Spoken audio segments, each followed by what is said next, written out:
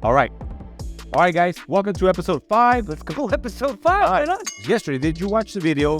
Tekashi 6'9". Oh no, I'm telling you, I'm jumping in. What's negative about? No, I'm needing it. Ernesto Garcia, Jose Mares. Today we're gonna talk. Listen, Ernesto, I'm gonna do a little bit different today. I'm gonna kind of go over some topics that we both kind of discussed that I'm interested in discussing. Not sure what we're gonna be able to get into. Finish off, but I want to talk a little bit hot off the presses, like literally the last 5 minutes walking in here. Yes. Rates. The Fed raised the Fed funds rate again with like the 9.25%. Yes. So 9th or 10th month in a row. But the rates went down, so we'll kind of get into how in the world did the Fed change the rate to go up, but the mortgage rates went down, so that's a good thing. I think we're going to get into how the Dow Jones, our stock market really tanked today. When walking in here, it's down like a 560 points. That's a lot, right? I want to kind of get into, is the future bleak? Is it future bleak for our children, for Generation Z, Y, X, whatever's to follow? No, you and I are X. There's Z. You know what I mean. Generation Z and probably A and B that's coming up soon behind them. Z. Oh, God. Anyway. No, and I mean, What are they going to do after Generation Z? What are they going to do? all over. Generation Going to go to Generation A? 1A. No, but what I want to cover is we were kind of discussing the cost of college tuition. Yeah. But more importantly, we have a disagreement, I think. You're thinking that we're walking into a harder world, not as bright, if you will. And I think they have it easier. I believe Generation Z, young 18, 19-year-olds today, because of technology, social media, entrepreneurship, I think they have it easier. I can't wait to hear your points. I don't know if I agree with it. If we have time, I want to talk about Tekashi 6'9". Bro, I watched TMZ last night. I was at home, probably like at 7, 8 o'clock at night. He got jumped at LA Fitness. He got jumped at a gym. He was in the sauna by like these two bodybuilding looking guys that beat the shit out of him. They recorded it. They released it. So I'm not sure. I want to ask you a big question around that if we get to it. Hopefully we get to it. Yeah. And if we get a chance, maybe we'll get into a little bit of some of your favorite, some of my favorite. Political state, religion state. Oh, wow. Politics and religion. How come people in real estate or mortgage, they don't ever talk about it? So they're afraid to talk about it. And I'll tell you right off the bat, I'm afraid to talk about it sometimes because the majority of the real estate world is we don't align politically. Right. And it's up to, honestly, it causes me some trepidation. It causes me some. I'm not sure we're going to get into it, but maybe, a quick breakdown of why you feel that way. Yeah. And to be honest with you, to a certain degree, I feel the same way.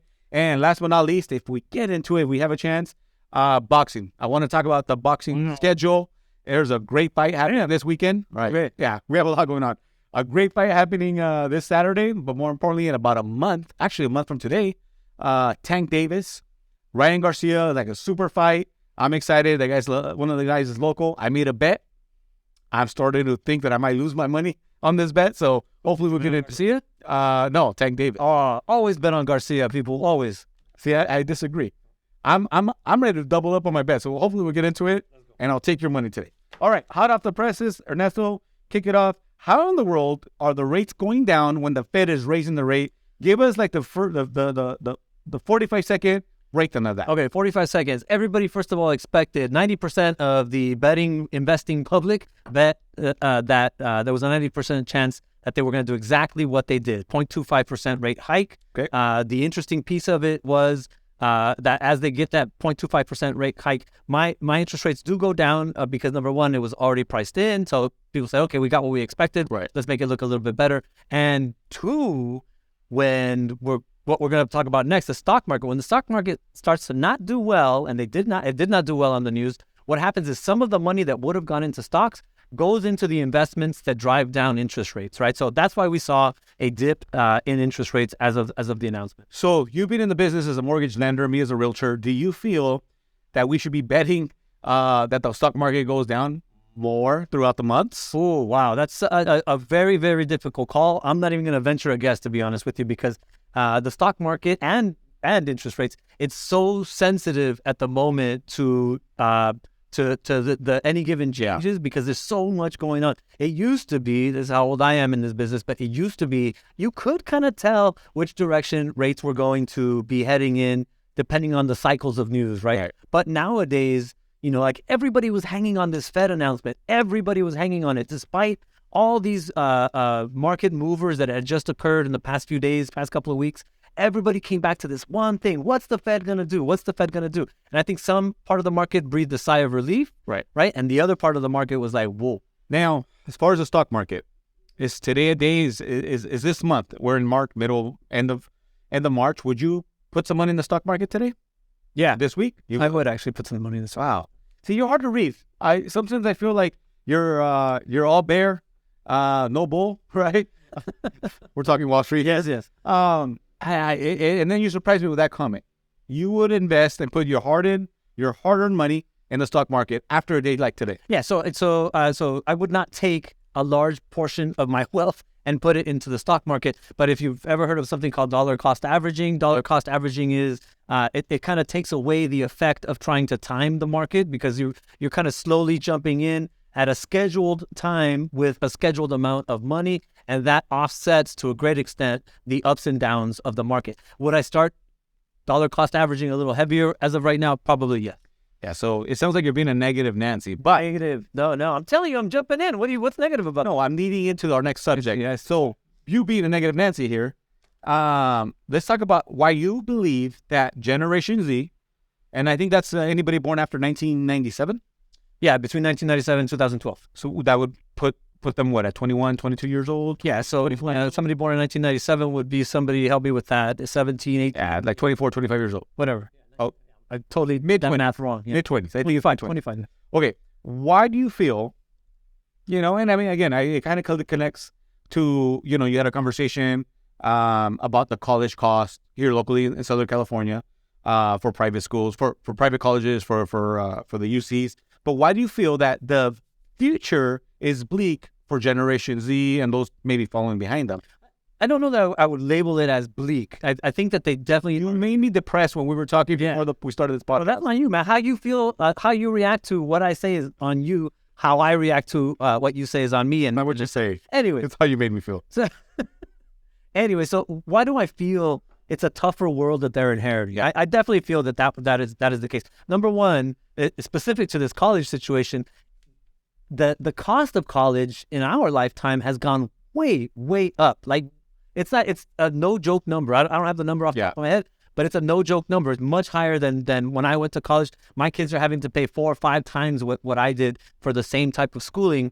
And that's impactful, because that provides an anchor for that kid as they come out of college. Now they have to worry about paying off this debt before they can advance maybe on buying a house or paying off other credit or being more leisurely with their time. Sure. They're going to have to be much more disciplined. It's a tougher world. And what I was saying to you before we started was the kids nowadays, they can't afford to think, like I got some time before I can start on my next thing after high school. I don't think they can afford that. I think they got to be on the spot, moving forward with a plan the moment they get out of high school. And hopefully they did well in high school, but if not, even the ones that did have to have a plan coming out of high school, because they don't really have the time to burn anymore. See, I agree with you to a certain degree where you're saying about not that the future is bleak, but I agree that there's no time to waste. But that was true in your generation, and it's true in my generation. I followed you, right behind you.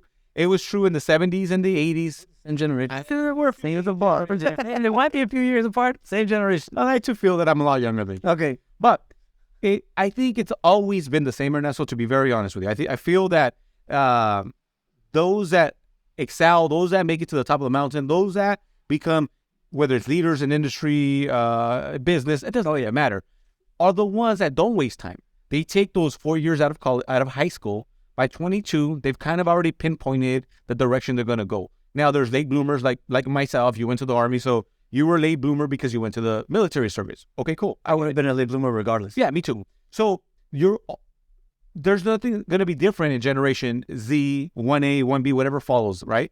There's going to be opportunity. I feel that there's more opportunity now at their fingertips, clearly because of their phones or devices, Chat GPT. I mean, we could talk on and on about it. The problem is there's too many options. Yeah, I believe there's too many options at their disposal, and I think that is where I like to think I'm thinking as I'm talking of the word snowflake. What tends to happen here, Ernesto, is some of our generation and some of the kids that have, in the last maybe 20 years, 15 years, 25 years, they can't handle the pressure that life will bring to them, that reality will bring to them, right? But it's your job, my job as parents. Oh, man. To prepare them and get them ready. Now, I agree with you on one other point. The cost of college tuition for a 12-month period, it has risen. I think I remember watching something where it was like up over, in the last 40 years, up over like 2,500%.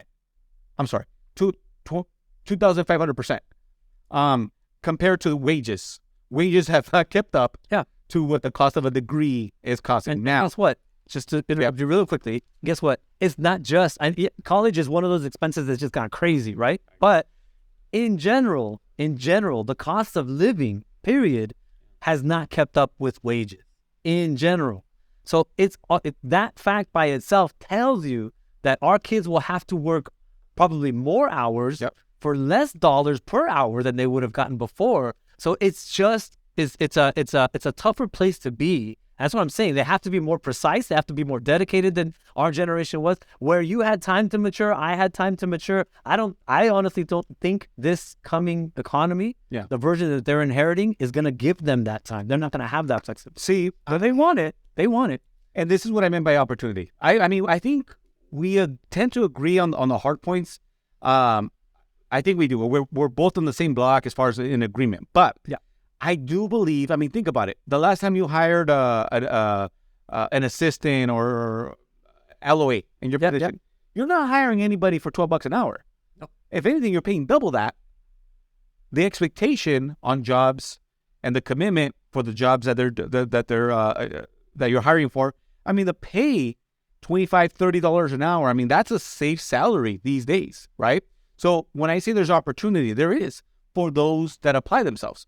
For those that go out there and say, let me level up to the marketplace, let me pass my high school class, my graduating class, in college, and get advanced in the workplace, real life experiences. So I think the focus, my conversation with my children, and I have 5 of them, is clearly, look, guys, whether you go to school or you don't go to school, because 2 of them, I said, I do not want to go to college. I want to enter the business place, the business marketplace. I said, bro, if it was up to me, if I could do things over, I would go to a business class and take business courses and have mentors. But it's our job to find that shortcut, if you will, and provide those opportunities for them to find the road a lot faster. Yeah.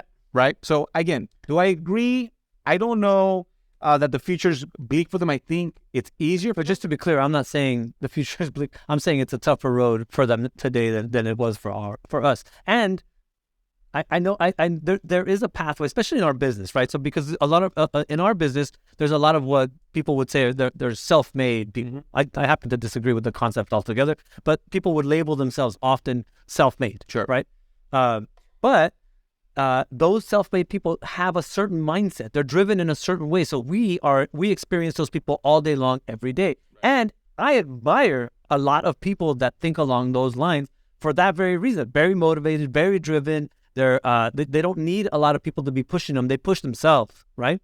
That's great. And you want to hopefully bring that out in your children. That's a fantastic thing. What is the reality? The reality is we have to have the people who put stuff through the warehouse in Amazon. Sure. We have to have the people who fix your car. We have to have the people who come out and fix things in your home. We have to have the people who do the jobs that push the whole society along every single day. But those are not the heroes. They're not the heroes that we talk about. But guess what? They're the majority of people out there.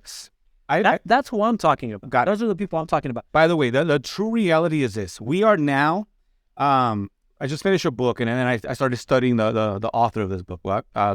His name is Will Guardana. I might be chopping up the last name, Will or Wally Guardana. Yeah. Anyways, this gentleman basically was stating a fact. He did a TED Talk. And the TED Talk, he basically said that 65% of the world's economy, the world's economy is based on the hospitality business. You and I are in the hospitality / service business, right? We are, right? So part of the conversation to me, to my children, is, hey, Angelina, hey, Adrian, hey, Maddie, right?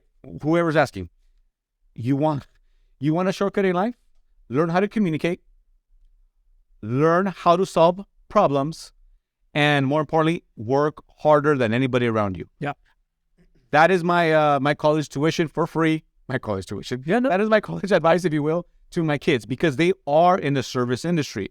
Wherever they go, they got to sell themselves to an interview, an employer. You might be hiring, a 20-something here in the near future. They got to sell themselves to you. Yeah. So you call them for the second interview, third interview. Work harder than anybody, but be able to communicate. I think. Yeah. And here's the irony in what you're saying and what I'm saying. I 100% agree with you on everything that you just said.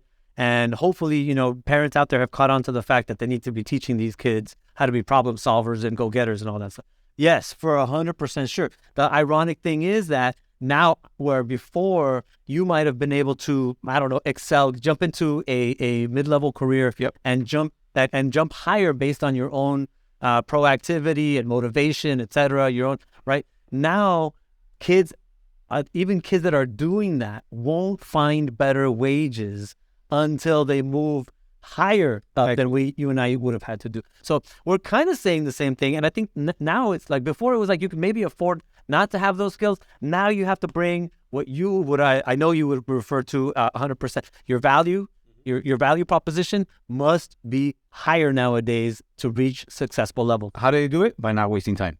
Yeah. There we go. So we agree to disagree to agree. To agree. All right, let's get into my favorite topic here. Oh, here we go. Let's get into entertainment news. Yesterday, did you watch the video last night of LA Fitness somewhere in Florida, somewhere in Miami? Tekashi 6ix9ine, who I thought was still in jail. Yeah, well, that's right. You did say that. Yeah, I guess he was released. For those that don't know, this includes Mr. Ernesto Garcia here.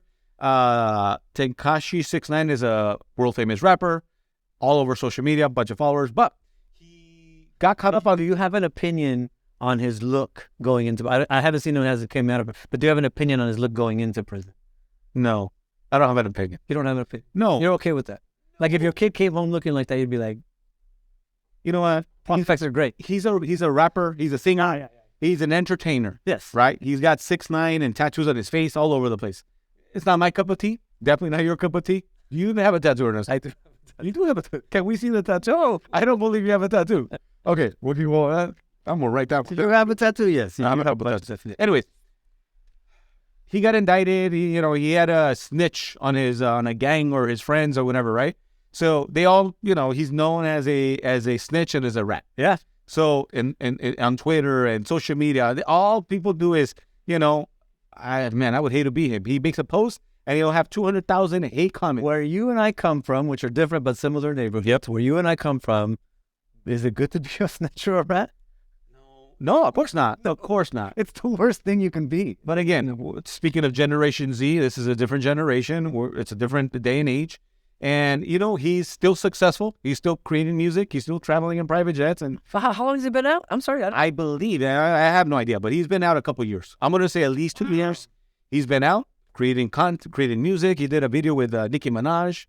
I know you were talking to Nicki Minaj song earlier in the day, right? What's that? Yeah. But let's go back to what happened yesterday. Go. I saw on TMZ, right? It popped up on my feed, and somebody was actually beating his ass, kicking him on the ribs on the ground, and then the next slide showed him. It looked like he was asleep or knocked out at the hospital. Like emergency took him to the ER for treatment. Yeah. Bro, what's your thoughts on a snitch getting beat up? A famous entertainer. And I don't want to say snitch because he's a snitch. He's a snitch. What else are you gonna call him? He's a snitch. An informant. So he informed to get out. Now, let me ask. The feds call them snitches. That's what they call them. You're absolutely right. Okay. So he got beat up. He got beat up by the public. He was in the sauna. 2 guys were beating the crap out of him. Is this a good thing? Is it a bad thing? I mean, what do you think? I think there's a code in the world that he's trying to exist in. And that code is rap music. Okay. Rap music, probably the places he comes from. I don't know his background, but the place he's trying to represent as a rapper, or the places he's trying to represent as a rapper. There's a code, definitely. and you break that code, you got to be willing to pay the price for breaking whatever it is. Yeah. And if all he got was a beatdown, I would say he's lucky. Yeah. I actually think he's very lucky. Yeah, I don't know. I mean, and reading the articles, the guy that was actually beaten up, he just was out on parole. Big guy. He actually looked like Suge Knight. So picture Suge Knight beating on a 150-year-old, 150 Somebody who's perfectly comfortable returning to prison. Yeah, it's like yeah, expected. Yeah. So, anyways, I thought it was very funny. I sent it to a few friends, you know, who follow music and are a fan of his. So yeah. I was very it kind of sucks watching an entertainer get his ass kicked. Yeah. Somebody recording it. And but I mean, I get it. I know what you mean. Can we compare really quickly Tekashi 6ix9ine to Michael Cohen, Trump's attorney? Oh, okay. Can we compare those two? I don't see the connection, but let's get into it. Well, they're both snitches for one, right? Are they not? Yes. Okay, they're both snitches for one, right? So that you already degrade their status because you are a snitch. If you're ever labeled a snitch, I think this would be a good example, right? Yeah. Regardless of the world you come from, you're ever labeled a snitch, that's not a good thing. It's just that in the world of Michael Cohen, if you're a snitch, you just get to be labeled a snitch, and you have to carry that with you for however long it lasts. In the world of Tekashi 6ix9ine, you get labeled a snitch. That may come with some real physical consequences. Yeah, obviously. No, I get it. Now, talking about Trump, today's Tuesday. We're recording this Tuesday afternoon. Oh, we're gonna call it Trump Tuesday. Trump Tuesday. Well, I know what you mean by that. It's Wednesday. Today's Wednesday. Today's Wednesday. Yeah, shit, I lost the date. Now, didn't he tweet out or post something that he was about to get arrested on Tuesday or Wednesday? Yes. What's happening with that? Because Michael Cohen snitched on him because he paid off Stormy Daniels, right? So Michael Cohen paid off Stormy Daniels to stay silent because Donald Trump slept with her while Melania was pregnant, and he was running for president, and he told Michael Cohen, well, it would be assumable that he told Michael Cohen, go pay this person off because I don't need them talking right now. I'm about to run for president. But the catch, which is illegal. But go ahead. Okay. So, is cheating on your wife illegal? No. Okay. So we agree there. Is lying to your wife about cheating on her illegal? Also no. Okay. So where's the crime here? I know there's a crime. There's a crime. Okay, but where is it? The crime is if you are using political, if you are using your wealth to pay somebody to be silent, right? Is it fair to say it could have been a blackmail situation? There's nothing pointing to a blackmail situation. We don't know the other side. Okay, but now we're talking about don't know. Right. I'm talking about do know. Okay. All right. So if you're using your wealth to silence somebody, and that leads to them not talking, and you're trying to funnel your money through a third party to hide that you've spent money to silence this person while you're running for president. I'm actually not explaining it well, and maybe that there is the illegality in that sauce. There's illegality. Could be the source of the money for Donald. I think that's what it was. I think it was the source. Yeah, they used like a campaign money. Yeah, my understanding, it came from a campaign. Again, I'm not keeping up or reading too much about it. I've been reading about it at the time, and I was fairly well convinced. Yeah, he broke the law because of the way that money moved. But in any case, here we go again. The defense of Donald Trump, right, at all costs, right? This guy, because it's not a crime to cheat on your wife, or it's not a crime to lie to her about cheating on your wife. It's not a crime to even cheat on her or lie to her about it while she's pregnant. It's not even a crime to lie. No, let me finish my sentence. I want to understand why you finish that up, though. Let me finish the sentence. It's not a crime. We just finished talking about Tekashi 6ix9ine, bro. It's not a crime either to lie to your wife about cheating on her.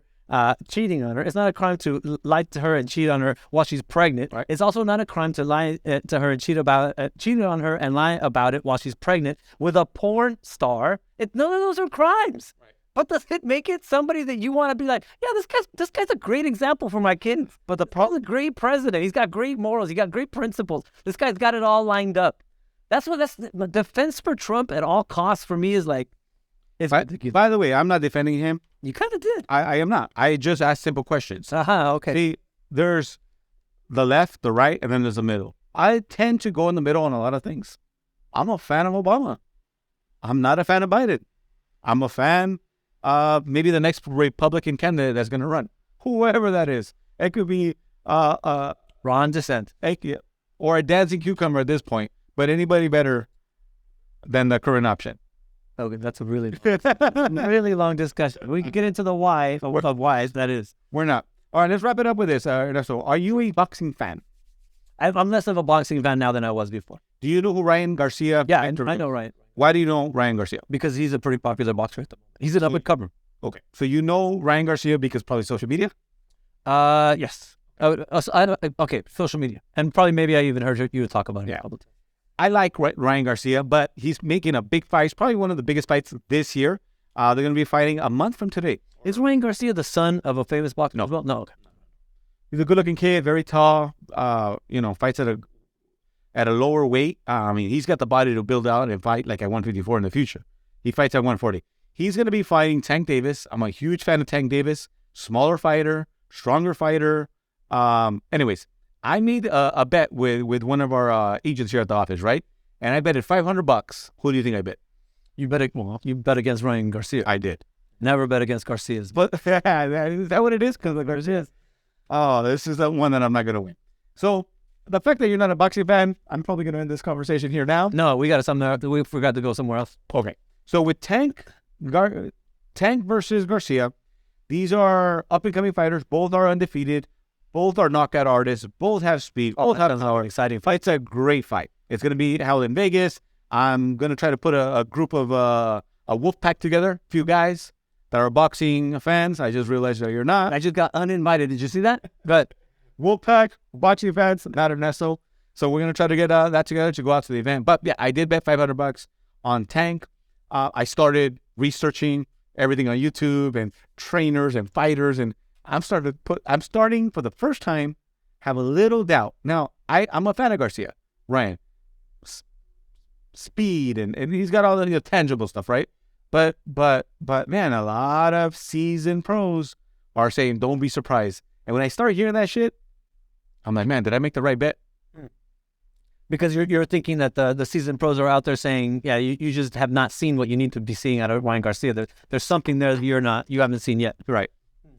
I don't follow him too much on social media. I don't, But with that being said, I have seen enough from Tank that if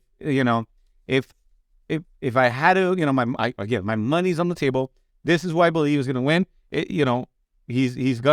He started from, I guess Ryan, same thing. Started young, rookie. I don't know.